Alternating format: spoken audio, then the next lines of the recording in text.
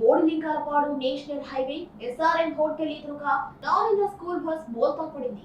ఈ ఘటనకు bus driver నిర్లక్ష్యమే కారణమంటూ స్థానికులు ఆరోపిస్తున్నారు. నారాయణ బస్సులో సుమారు 30 మంది విద్యార్థులు ఉన్నట్లు స్థానికులు తెలిపారు. గాయపడ్డ విద్యార్థులను సూలూరుపేట మరియు తడ ఆసుపత్రులకు 108 వాహనం ద్వారా తరలించారు. బస్సుకు సంబంధించిన చేసిస్ విరిగిపోవడంతోనే కంట్రోల్ తప్పి ఈ ప్రమాదం జరిగిందంటూ డ్రైవర్ వివరించారు. అసలు స్కూల్ బస్సులో సామర్థ్యాన్ని అధికారులు చెక్ చేస్తున్నారా లేదా అనే అనుమానాన్ని విద్యార్థుల తల్లిదండ్రులు మరియు ప్రత్యక్ష సాక్షులు వ్యక్తం చేస్తున్నారు. ఉమ్మడి నెల్లూరు జిల్లా తడలోని బోడిలింగాలపాడు నేషనల్ హైవే ఎస్ఆర్ఎం హోటల్ ఎదురుగా నారాయణ స్కూల్ బస్ బోల్తా పడింది. ఈ ఘటనకు బస్ డ్రైవర్ నిర్లక్ష్యమే కారణమంటూ స్థానికులు చెబుతున్నారు. నారాయణ బస్సులో సుమారు 30 మంది విద్యార్థులు ఉన్నట్లు స్థానికులు తెలిపారు. గాయపడ్డ విద్యార్థులను సూలూరుపేట మరియు తడ ఆసుపత్రులకు 108 వాహనం ద్వారా తరలించారు.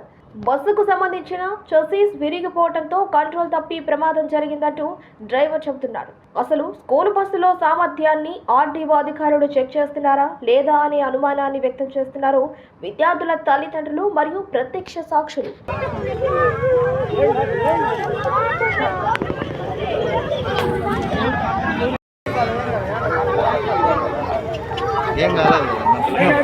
అందరిని ఎత్తుతున్నారు ఎత్తని